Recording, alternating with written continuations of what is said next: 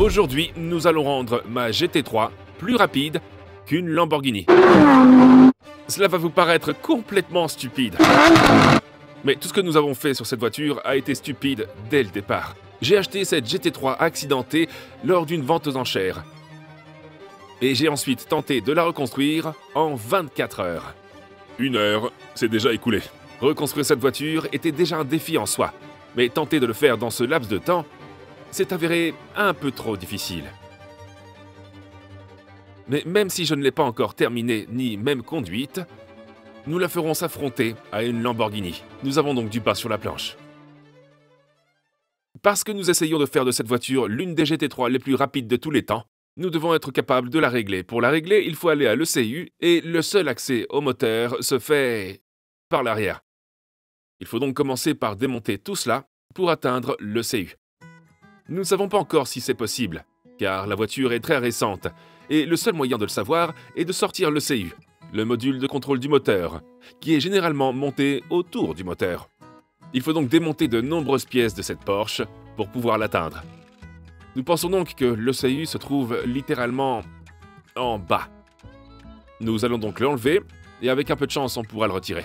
Contrairement à une voiture ordinaire où vous pouvez généralement parler à l'ECU par le biais du port OBD, à l'intérieur de la voiture, vous ne pouvez pas vraiment diagnostiquer les problèmes de la Porsche par l'intermédiaire du port OBD. Donc, pour régler la GT3, nous allons devoir démonter l'ECU. Mais même dans ce cas, les constructeurs pourraient l'avoir verrouillé. L'ECU se trouve littéralement à l'intérieur. Certains fabricants le font pour éviter de le régler à nouveau et de vous faire rouler plus vite.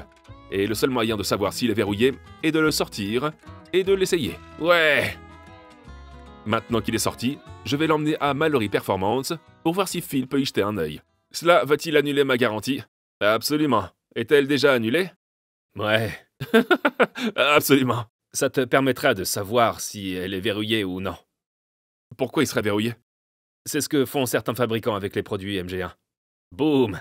Voilà, t'es dedans. Ouais! Maintenant que nous savons que Phil peut accéder à l'ECU, nous allons régler la voiture plus tard dans la vidéo. Mais avant cela, nous devons procéder à quelques modifications et corriger certaines choses.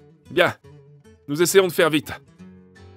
Nous ne savons même pas encore si cette voiture fonctionne à température. On a mis le liquide de refroidissement à la toute fin de la dernière vidéo et on n'a pas eu le temps de la démarrer et de la faire monter en température. Donc, je veux d'abord vérifier cela et nous devons également effectuer un test sonore sur le système d'échappement d'origine. Il n'est pas très performant. Je vais donc laisser la GT3 monter en température. Elle devrait tenir autour de 90 degrés. Mais malheureusement, ça a commencé à déborder. Ouais, ce qui n'est pas bon. Ah... Tu dois recommencer. De quoi? Ah... Comme vous le savez tous, le réservoir de liquide de refroidissement de la Porsche se trouve à l'arrière de la voiture avec le moteur, et les radiateurs sont situés à l'avant, ce qui favorise les poches d'air. Et si vous ne remplissez pas correctement le système de refroidissement, vous risquez d'avoir une poche d'air qui peut provoquer une surchauffe de la voiture. Ce que vous pouvez voir ici. La seule façon de résoudre ce problème était de refaire le plein, ce qui signifiait vider le liquide de refroidissement existant et repartir de zéro. Il y a donc du liquide de refroidissement. Il y a manifestement du liquide de refroidissement à l'intérieur, mais nous pensons qu'il y a une poche d'air et que le liquide de refroidissement ne circule pas. La meilleure façon d'expliquer est la suivante. Voici le liquide de refroidissement. Lorsque je presse, le liquide ne peut aller nulle part. Regardez, je presse et j'essaie d'amener le liquide de refroidissement jusqu'au bout. J'ai beau presser, ça part pas. Mais dès que nous relâchons l'air, je peux presser le liquide de refroidissement et le liquide sort. Il suffit donc d'évacuer tout l'air, et exactement comme nous le faisons avec cette bouteille, pour que le liquide de refroidissement puisse se déplacer et respirer et ne faire qu'un avec la voiture, sans être bloqué. Comme ça. C'est un bon exemple? Ouais. Le liquide de refroidissement doit non seulement être évacué du système de refroidissement, mais aussi de l'intérieur du moteur. Nous devons nous assurer qu'il n'y ait plus de liquide de refroidissement dans l'ensemble avant de commencer à le remplir sous vide. Une fois que nous sommes sûrs de nous, mon père installe le dispositif de remplissage à vide dont vous savez certainement tous comment il fonctionne, en soufflant de l'air dans le système de refroidissement, ce qui permet en somme d'aspirer tout l'air qui s'y trouve. Vous pouvez voir ici que tous les tuyaux sont effondrés. Une fois que nous sommes sûrs qu'il est maintenu sous vide, nous pouvons commencer à le remplir avec le liquide de refroidissement. Approche-toi. N'aie pas peur, allez.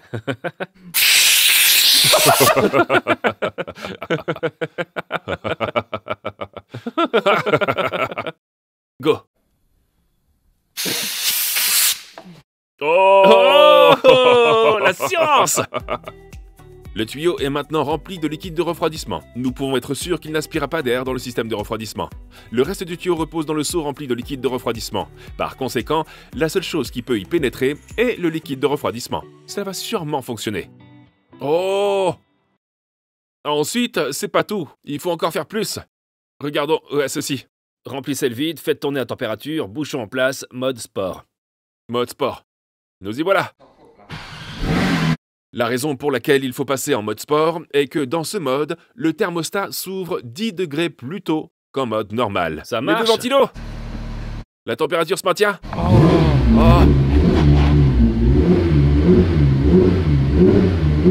Regarde. Et ça se présentait bien. Ouais. Les ventilos marchent.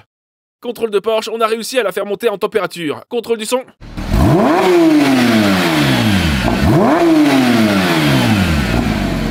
Le son d'origine de la Porsche est correct, mais nous sommes sur le point d'apporter quelques améliorations à ce son et à la puissance. Nous avons les collecteurs qui descendent dans le convertisseur catalytique et les OPF qui vont dans la boîte arrière. Et on ne va changer que la boîte arrière. Lorsque nous avons changé l'échappement de la GT3 violette en Amérique, nous avons réussi à le faire en seulement 20 minutes. Mais sur celle-ci, nous avons des boulons rouillés, ce qui va rallonger considérablement le temps de construction.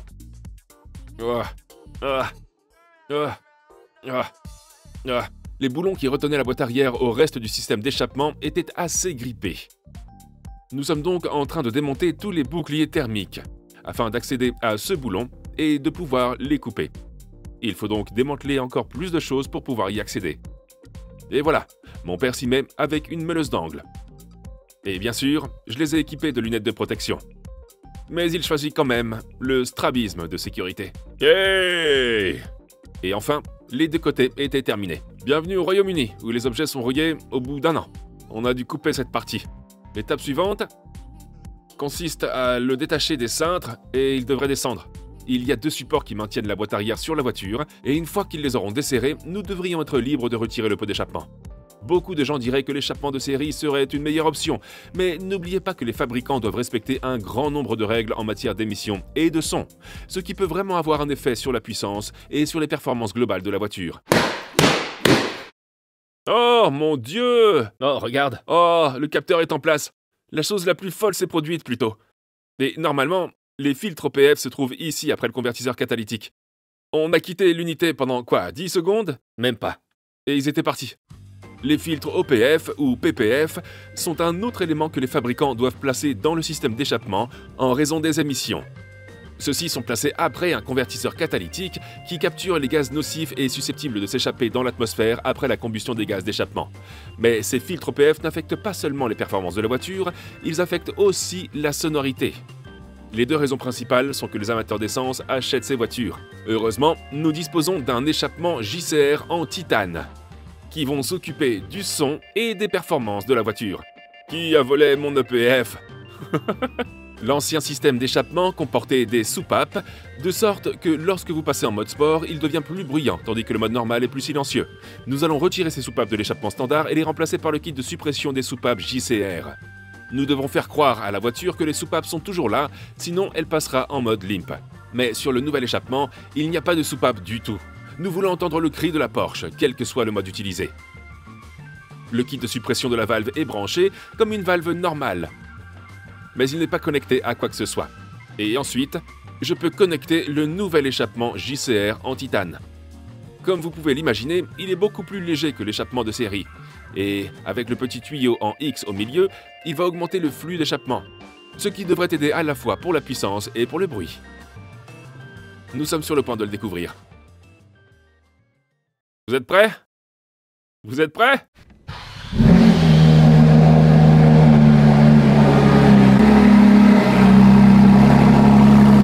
Écoutez-moi ça.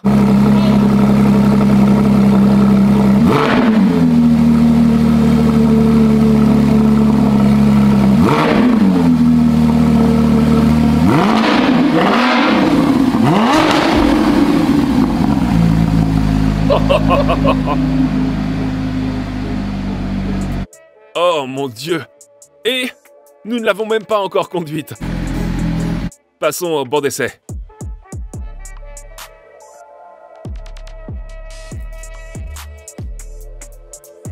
Et nous y voilà, oui, j'ai perdu ma voix. Mais c'est la Porsche qui va parler aujourd'hui. T'as kiffé? Ah ouais, c'était pas mal. Matthew, pourquoi t'as toujours pas remis l'arrière? Pourquoi c'est pas terminé? Eh bien, le moteur et les prises d'air se trouvent à l'arrière de la voiture. Je me suis dit que c'était pas la peine pour l'instant de le remonter parce que le dyno fonctionne avec un énorme ventilateur qui, au lieu de souffler l'air, aspire l'air. Il aspire tout ce qui vient du tuyau et tout là-bas, vas-y, viens. Ça crée un énorme vide dans la pièce. Il aspire tout ce qui vient de là. On n'a toujours pas de grille avant, mais j'ai tactiquement réussi à le faire, n'est-ce pas? Parce qu'on est immobile, on souffle de l'air froid pour garder le liquide de refroidissement froid. Mais l'idée de la Porsche, c'est que l'air s'écoule par le haut de la voiture, sous la aile et directement dans les prises d'air. Ce n'est pas vraiment la meilleure voiture pour faire un dyno, parce que vous devez avoir de l'air direct dans les réservoirs d'air. Mais c'est le mieux qu'on puisse faire pour l'instant. Il faut qu'elle soit plus rapide qu'une Lamborghini Performante. Parce que c'est ce qu'on va piloter à la fin de cette vidéo. Donc oui, la GT3 n'est pas la meilleure voiture à régler simplement parce qu'elle est équipée d'un moteur à aspiration naturelle. Avec un moteur turbo-compressé, vous pouvez augmenter la pression de suralimentation et obtenir beaucoup plus de puissance. Mais il y a beaucoup plus d'astuces à mettre en œuvre lorsqu'il s'agit de régler un moteur à aspiration naturelle. La norme est donc de 503 chevaux vapeur.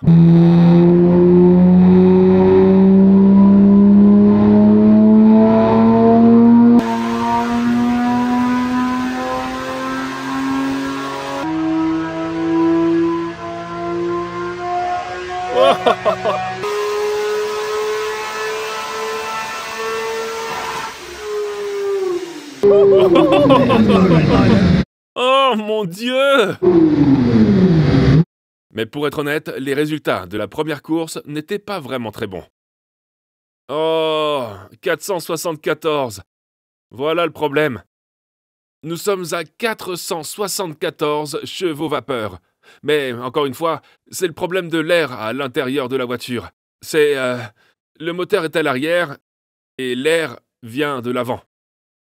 Le premier essai a donc été décevant, mais nous avons réussi à obtenir un 487 lors du deuxième essai. Mais nous sommes encore loin des chiffres du stock. Mais encore une fois, cela pourrait être lié à la circulation de l'air. La Porsche n'a parcouru que 6500 km, elle est donc assez récente. Et je ne doute pas deux fois que sur la route, avec un débit d'air correct, elle tournerait autour de ces chiffres de stock. Mais maintenant, c'est à Phil de la régler et de voir ce qu'il peut faire pour voir quelle puissance supplémentaire nous pouvons obtenir à partir de 487 chevaux vapeur. Regardez! On a une trompe d'éléphant avec un ventilateur qui est branché à l'arrière. Comme ça, on aura un refroidissement supplémentaire. Course numéro 3. On a du mal à atteindre la puissance de base, mais c'est littéralement parce que, comme nous l'avons dit, il n'y a pas d'admission d'air. Je dirais que Porsche a peut-être menti, mais je serais probablement poursuivi en justice.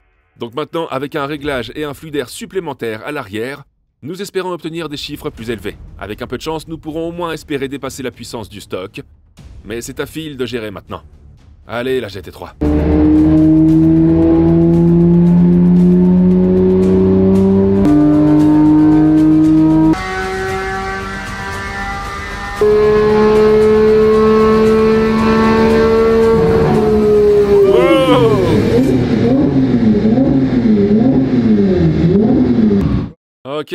Ok, on est bon. Ouais! 517. Un total de 517 chevaux vapeur.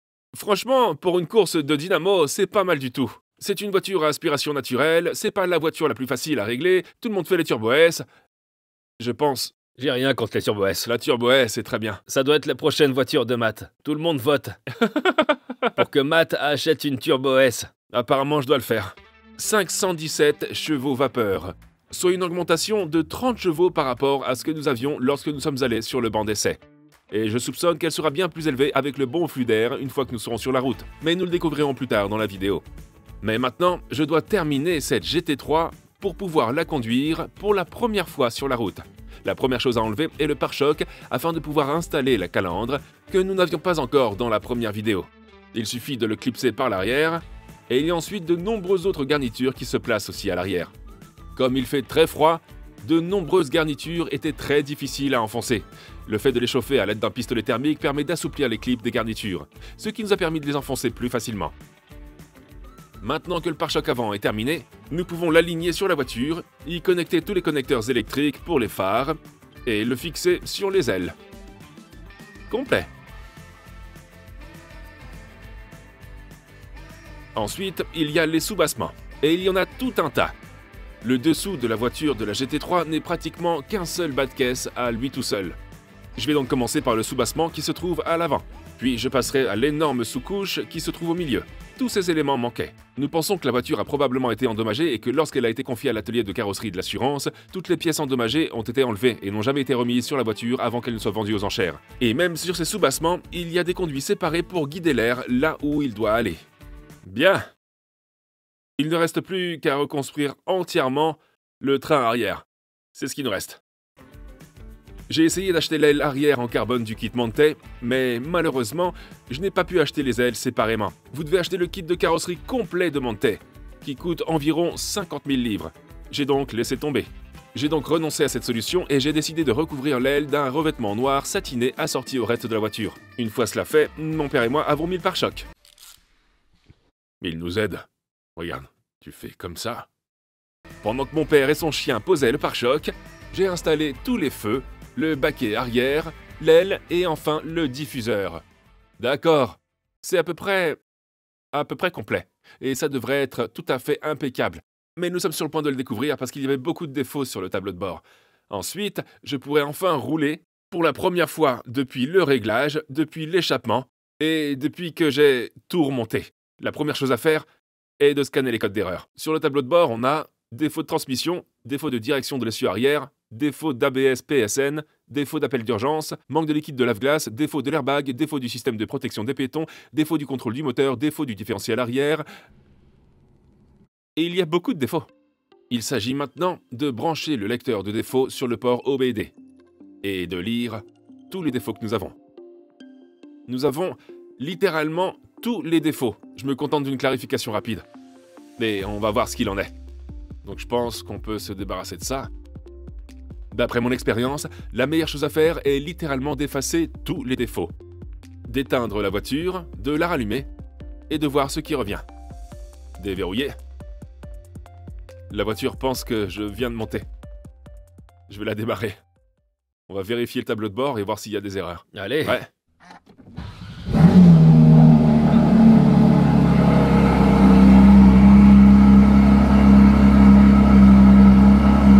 Juste ça?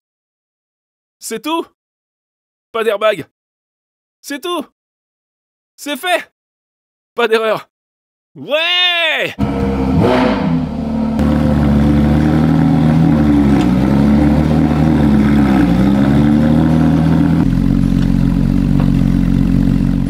Il était enfin temps de conduire la GT3. C'est la première fois que je conduis la GT3! Ça semble fou, mais... Ce qui est effrayant, c'est que... cette voiture a fait l'objet de 3 rappels en suspens. Mais mis à part ça, j'adore cette voiture. Je me sentais vraiment en harmonie avec elle en la faisant glisser sur la piste. Je me suis beaucoup amusé avec cette voiture. Porsche ne veut rien savoir de cette voiture à cause de son historique ou quelque chose comme ça. Et tout ça à cause de ce petit voyant que nous voyons à l'écran maintenant. Lorsque vous vérifiez la voiture sur Car Vertical, la question se pose évidemment. Tout va bien, sauf qu'elle a été dans un accident.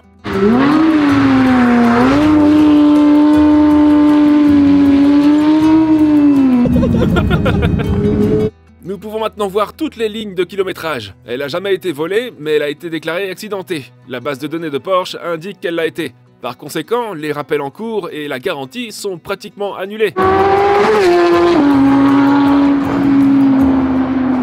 Ce qu'il y a de bien avec Car Vertical, c'est que comme ce que je viens de vous montrer, si vous avez vérifié une voiture sur ce site, qu'elle a été impliquée dans un accident et qu'elle a été vendue aux enchères sur un site de vente aux enchères d'accidents de voiture, alors il est probable qu'il vous montre des photos de la voiture lorsqu'elle a été accidentée lors de la vente aux enchères.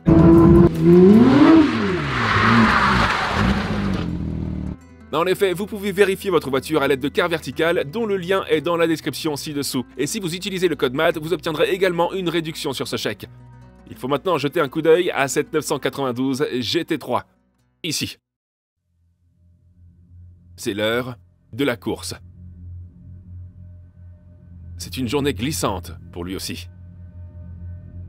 Nous voici à l'hippodrome de Teesside, où la GT3 a sa place sur un circuit, et je suis super enthousiaste. Mais nous sommes venus ici pour savoir si ma GT3 est plus rapide qu'une Lamborghini.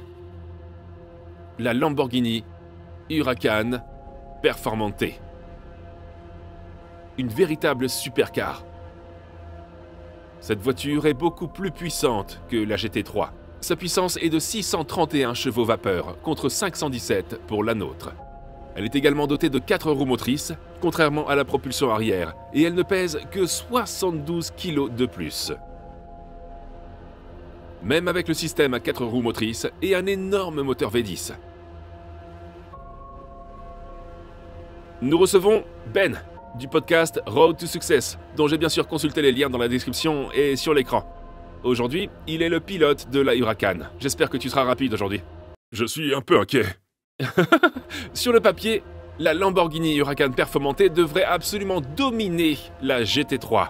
Mon pote, c'est une GT3. Mais nous sommes sur le point de le découvrir. Voici les règles.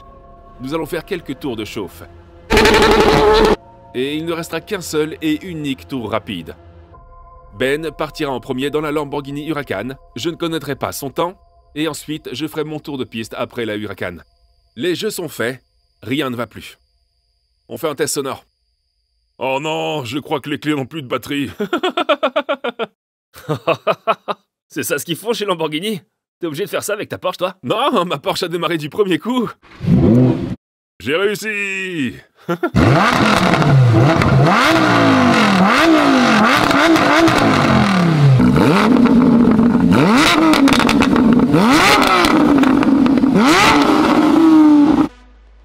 La Lamborghini commence. Je vais conduire avec la traction parce que la piste est un peu humide et c'est le bien le plus cher que je possède. Nous y voilà, t'es prêt? 3, 2, 1, go! C'est un très bon départ pour Ben avec la Huracan qui a beaucoup d'adhérence sur la ligne de départ. C'était un bon début.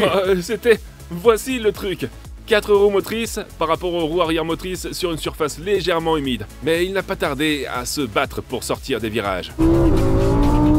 Mais la Lamborghini a l'air solide comme un sous-neuf à l'approche de la chicane serrée où Ben s'est un peu perdu.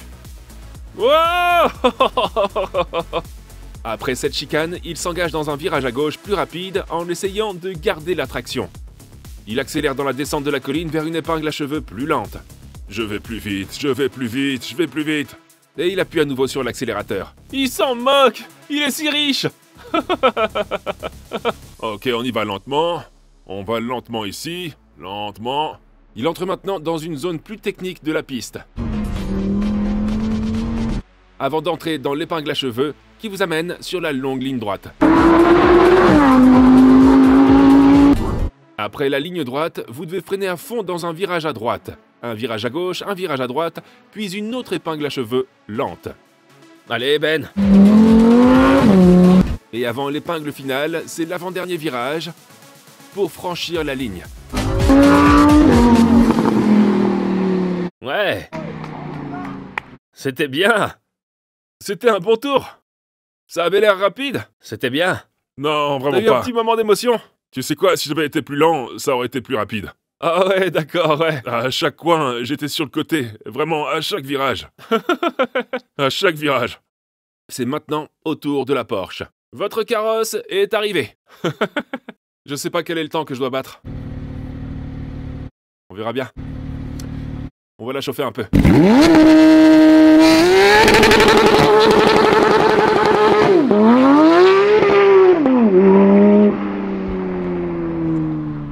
Oh mon Dieu! Il est temps de voir ce que la GT3 peut faire. Mais il est clair que j'avais déjà du mal à garder l'adhérence sur cette surface.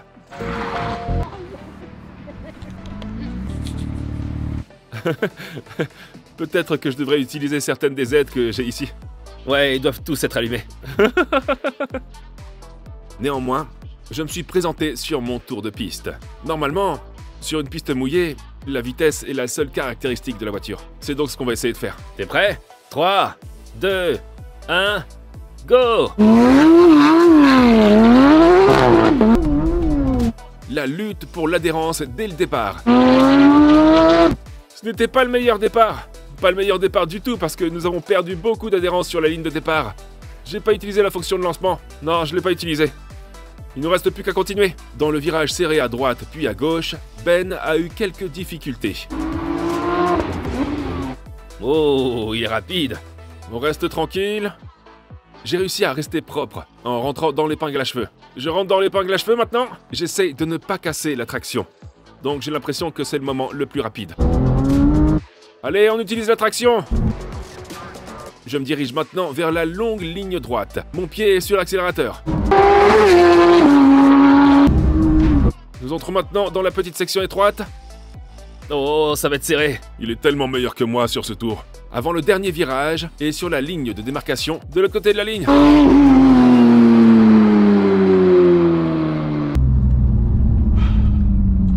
Je pense pas que ça ait été rapide. Je pense pas que ça ait été rapide. Ça va être tellement intéressant. C'était vraiment désordonné. De plus, il y a un voyant de carburant qui s'est allumé à la mi-parcours. En regardant le voyant, je me suis dit, où est la station-service?